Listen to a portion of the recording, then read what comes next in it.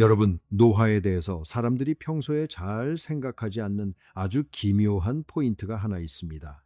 단 10초도 걸리지 않고 평평하게 뻗은 땅 말고는 그 어떤 장비도 필요 없는 검사가 하나 있는데요. 이 검사가 여러분의 혈압 수치보다도 콜레스테롤 수치보다도 심지어 과거에 담배를 얼마나 피웠는지보다도 여러분이 앞으로 얼마나 더 오래 살지를 훨씬 더 정확하게 맞춰냅니다. 그 검사가 뭐냐고요? 여러분이 얼마나 빨리 걷느냐, 그것 하나를 재는 겁니다. 오늘 저희 파인만의 길에서 이 이야기를 한번 제대로 파헤쳐 보려고 하는데요. 운동 좀 하시라는 뻔한 잔소리를 하려는 게 아닙니다. 제가 보여드리고 싶은 건 훨씬 더 깊고 솔직히 좀 충격적인 이야기예요. 우리가 늙는다고 믿어온 그 과정 안에 사실은 노화가 아닌 것이 잔뜩 숨어 있다는 이야기입니다. 그리고 그 밑바탕에는 여러분의 발구조에서부터 시작되는 아주 치밀한 물리학이 깔려 있습니다. 자, 우리 대부분이 머릿속에 그리고 있는 익숙한 그림 한 장을 먼저 펼쳐보죠. 나이를 먹는다는 것에 대한 그림이요. 다들 이렇게 생각하시죠. 사람은 시간이 흐르면 늙는다. 세월이 지나면 몸은 닳고 기능은 하나둘 떨어진다. 그건 막을 수 없는 자연의 섭니다. 흰머리가 나는 걸 막을 수 없는 것처럼요. 그래서 우리는 어느 순간부터 몸이 보내는 신호를 전부 나이 탓으로 돌립니다. 아침에 온몸이 뻣뻣해서 한참을 삐거덕거려야 풀리는 느낌.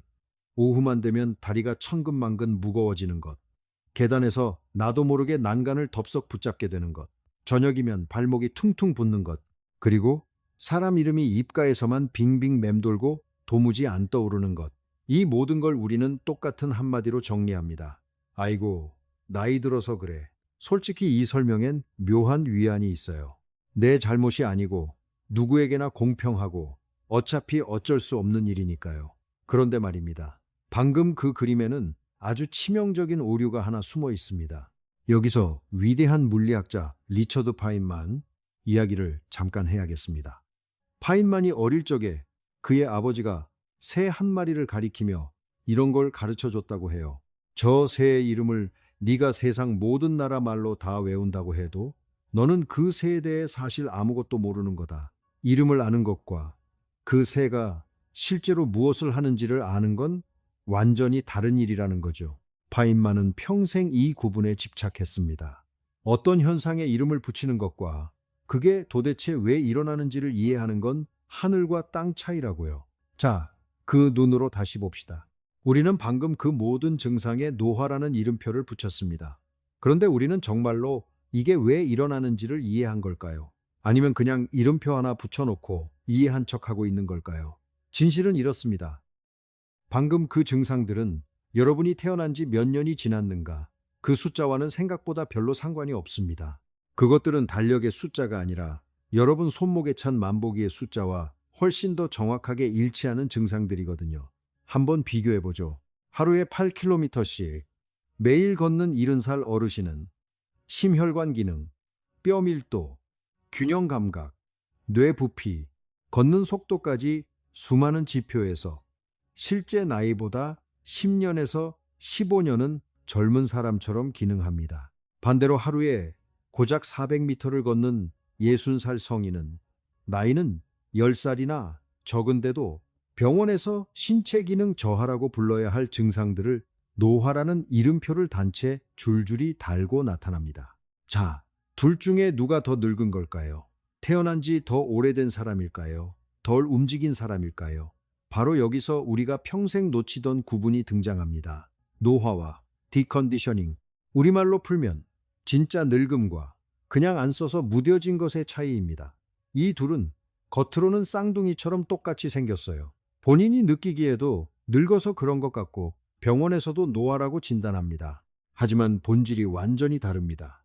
진짜 노화는 시간이 흐르며 세포가 닳아가는 어느 정도 받아들여야 할 변화예요. 그런데 디컨디셔닝은 우리 몸이 제대로 굴러가는데 반드시 필요한 단 하나의 입력값이 뚝 끊겼을 때 몸이 설계된 그대로 정직하게 보이는 반응일 뿐입니다. 다시 말해, 우리 몸은 시간이 흘렀기 때문에 무너지는 게 아닙니다. 멈춰 있기 때문에, 가만히 있기 때문에 무너지는 겁니다. 처음 들으면 이게 무슨 소리야 하실 수도 있지만 차분히 뜯어보면 이 말은 점점 더 정확하게 들어맞기 시작합니다. 그렇다면 자연스럽게 이런 질문이 떠오르죠. 그 끊겨버린 단 하나의 입력값은 대체 무엇일까? 그 답을 이해하려면 파인만이 늘 하던 방식 그대로 가장 단순한 질문에서 출발해야 합니다. 여러분의 발은 도대체 무엇을 하기 위해 만들어진 물건일까요? 지금 자리에서 한번 일어나 여러분의 체중이 두 발에 실리는 걸 가만히 느껴보세요.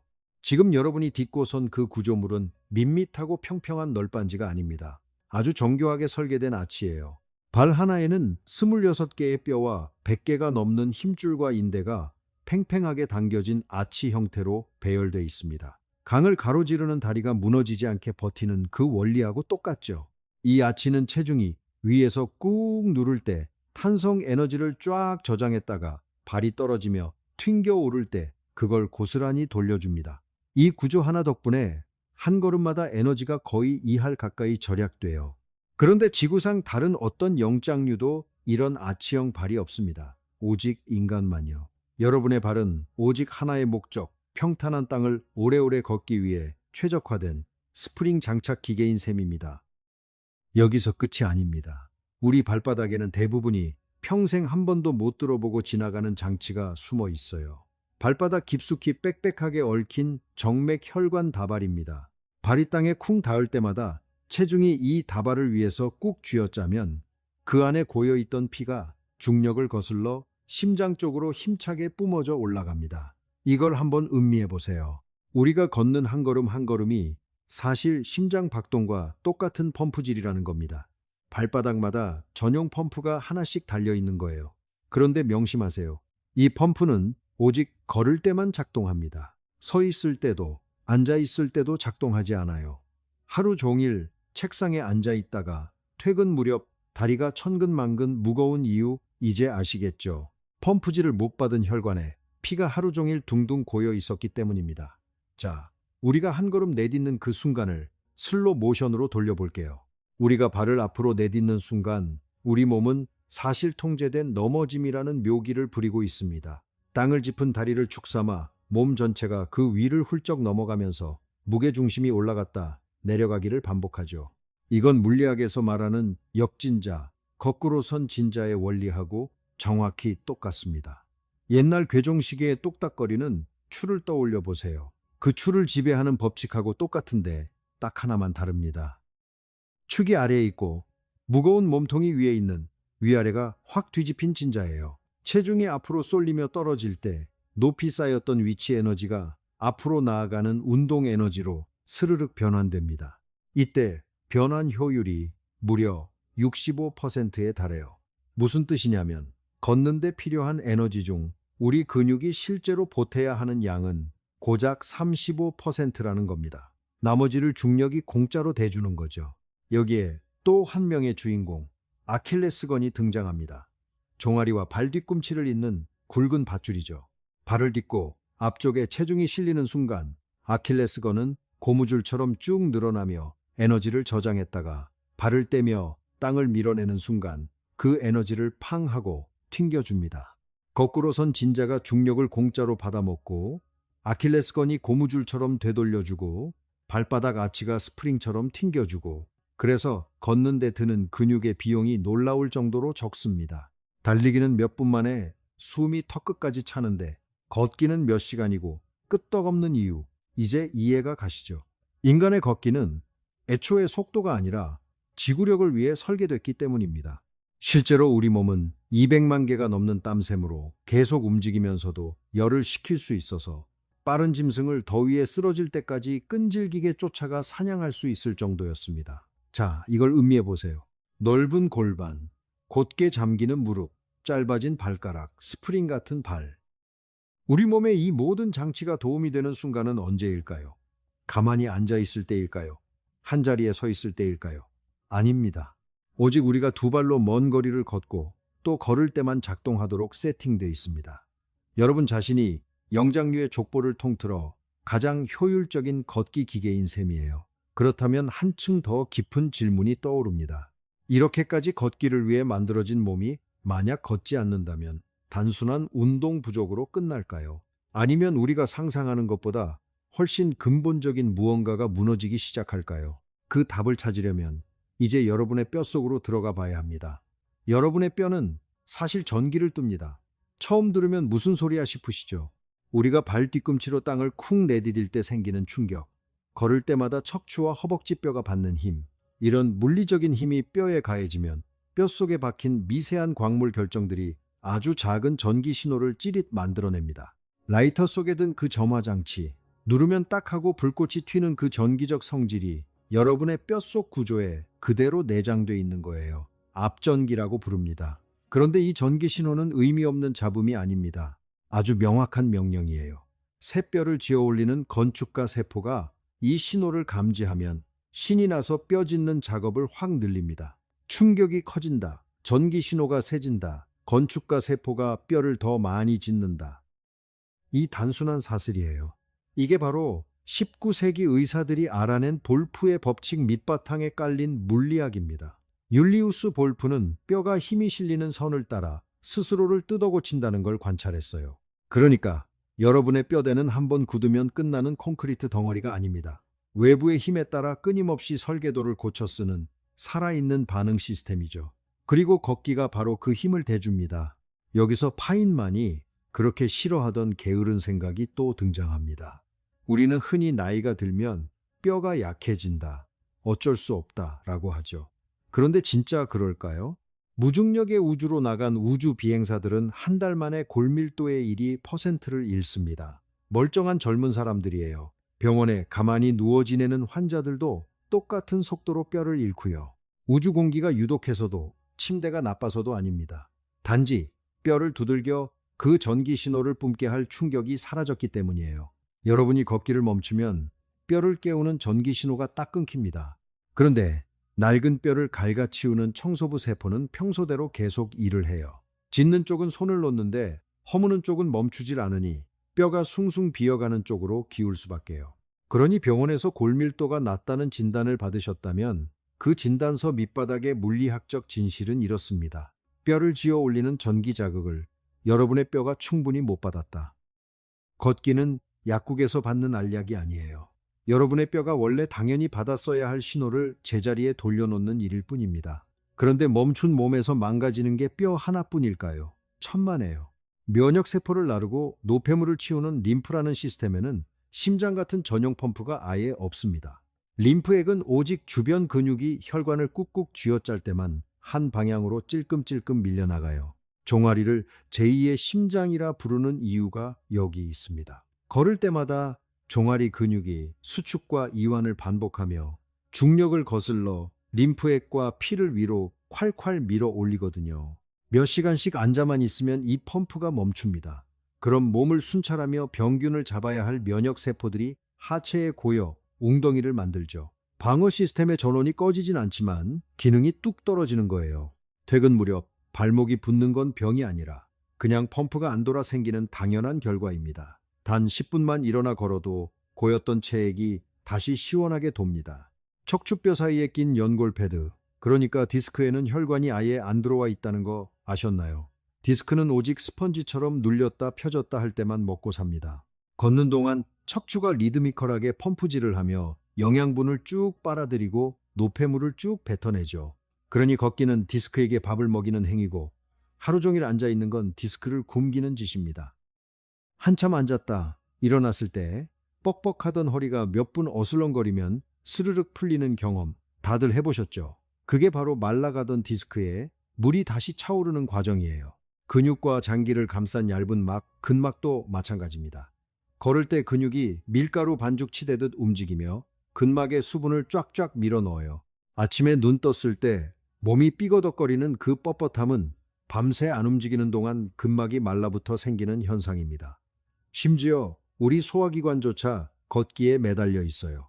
장이 음식물을 꿀렁꿀렁 밀어내는 운동은 걸을 때 생기는 리듬에서 자극을 받습니다. 어르신들을 괴롭히는 지독한 변비가 먹는 것보다 안 움직이는 것과 훨씬 끈끈하게 연결되어 있는 이유가 이거예요. 자, 이걸 가만히 보면 하나의 그림이 떠오릅니다. 피, 림프액, 디스크의 영양, 근막의 수분, 장의 소화까지 우리 몸속을 흐르는 모든 것이 걷는 몸 안에서만 제대로 굴러가도록 설계되어 있다는 겁니다. 앉아있는 몸에서는 이 모든 게 고장나요. 병에 걸려서가 아니라 그것들을 굴러가게 할 펌프질, 즉 걷기가 빠졌기 때문에요. 그런데 지금까지는 그래도 몸의 이야기였습니다. 이제 무대를 머리 위로 옮기면 정말로 교과서를 새로 쓰게 만든 사건이 기다리고 있습니다. 20세기 내내 신경과학은 한 가지 믿음을 바위처럼 붙들고 있었습니다. 성인의 뇌에서는 절대 새로운 세포가 생겨나지 않는다. 태어날 때 받은 뇌세포가 평생 전부고 늙는다는 건 그걸 하나씩 잃어가는 슬픈 과정일 뿐이다. 특히 기억을 담당하는 해마는 예순이 넘으면 부피가 쪼그라드는 게 막을 수 없는 섭리라고 믿었죠. 해마가 어떤 곳이냐면 어제 차를 어디에 댔는지, 방금 만난 사람 이름이 뭔지를 붙잡아 주는 곳입니다. 의대 교과서가 그렇게 가르쳤고 의사들도 그렇게 설명했어요. 그런데 파인만이 평생 강조한 게 있습니다. 아무리 많은 전문가가 아무리 오래 믿어왔어도 실험이 아니라고 말하면 그건 틀린 거라고요. 권위가 아니라 증거가 진실을 정한다고요. 그리고 2011년 피츠버그 대학교의 커크 에릭슨이라는 학자가 바로 그 실험을 설계합니다. 평소 거의 안 움직이던 67살 안팎의 어르신 120명을 두 그룹으로 나눠 한 그룹은 1년 동안 일주일에 3번 하루 40분씩 동네를 가볍게 걷게 했고 다른 그룹은 똑같은 시간에 스트레칭만 하게 했습니다. 그리고 실험 전후로 노화의 증거라며 해마가 줄어드는 걸 관찰할 때 쓰던 바로 그 영상 장비로 해마 부피를 정밀하게 떴어요. 결과가 어땠을까요? 스트레칭만 한 그룹의 해마는 교과서가 예측한 그대로 쪼그라들었습니다. 그런데 걷기 그룹은요, 줄어들기는커녕 오히려 약 2%가 커져버렸습니다. 동네를 1년 걸어다닌 시간이 일이 년치 해마 노화를 거꾸로 되돌려 버린 거예요. 이분들은 넓은 주차장에서 내 차를 찾고 처음 가본 건물을 기억해내는 공간, 기억력 테스트에서도 훨씬 높은 점수를 받았습니다. 절대 재생 안 된다던 바로 그 뇌 구조 안에 어르신들이 새 신경세포와 새 연결망을 짓고 있었던 겁니다. 이 마법의 열쇠는 걷기를 시작하면 뇌에서 영양제처럼 펑펑 뿜어져 나오는 어떤 단백질이에요. 이 단백질이 기존 뇌세포가 죽지 않게 지켜주고 세포끼리 새 연결망을 짓게 하고 가장 결정적으로 해마 한 구석에서 완전히 새로운 신경세포를 쑥쑥 뽑아냅니다. 물론 이건 지금 과학이 말해줄 수 있는 범위 안의 이야기이고 사람마다 정도는 다릅니다. 그래도 방향만큼은 분명해요. 가만히 앉아 십자말풀이를 한다고 되는 게 아니고 홈쇼핑 두뇌 영양제로 되는 것도 아닙니다. 오직 몸을 움직여 걸어야만 새 뇌 조직을 짓는 그 단백질이 머릿속에 뿌려집니다. 뇌가 자라려면 반드시 몸이 먼저 움직여야 한다는 거죠. 여기에 또 하나, 노후를 통째로 박살낼 수 있는 시스템이 걸려 있습니다. 균형 감각이에요. 균형은 그냥 서 있는 능력이 아니라 눈과 귀 속 기관과 온몸의 감각 센서가 실시간으로 정보를 쏟아내며 맞춰가는 교향곡입니다. 특히 발바닥과 발목의 센서들이 땅이 얼마나 기울었는지, 내 몸이 어디로 쏠리는지를 귀신같이 잡아내죠. 그런데 이 센서들은 자주 써야만 정확도가 유지됩니다. 움직이는 몸에 맞춰 0점이 잡혀 있거든요. 하루 종일 앉아만 있으면 이 센서의 0점이 확 틀어지고 살짝 삐끗할 뻔한 걸 가벼운 비틀거림으로 막아내던 그 실시간 조정 능력이 무뎌지면서 결국 쿵 하고 넘어지는 대형 사고로 이어집니다. 그러니 어르신들의 균형 상실은 100% 신경이 늙어서가 아니에요. 안 써서 센서에 녹이 쓴 탓이 큽니다. 보도블록 잔디밭, 완만한 언덕, 자갈길 같은 울퉁불퉁한 땅을 걷는 것이 이 녹슨 센서의 0점을 매걸음 다시 맞춰줍니다. 헬스장의 평평한 러닝머신이 동네 한 바퀴 도는 것만큼 효과를 못 내는 이유가 바로 여기 있어요. 자, 이제 맨 처음 말씀드렸던 그 10초짜리 검사로 돌아갈 시간입니다. 피츠버그 대학교의 스테파니 스튜덴스키는 65살 이상 약 3만 5천 명을 짧게는 6년, 길게는 21년 동안 추적한 어마어마한 연구를 종합했어요. 평평한 땅을 단 4m 걷게 한 뒤 그 속도를 쬐더니 그 사람의 나이, 성별, 만성질환 개수, 입원 경력보다도 언제까지 살지를 훨씬 더 정확하게 맞춰냈습니다. 빨리 걷는 사람이 더 오래 살았고 속도가 조금씩 빨라질 때마다 사망률이 뚝뚝 떨어졌어요. 남자든 여자든 건강하든 아니든 모든 그룹에서 똑같이요. 자, 바로 여기가 세상을 보는 시점이 뒤집히는 순간입니다.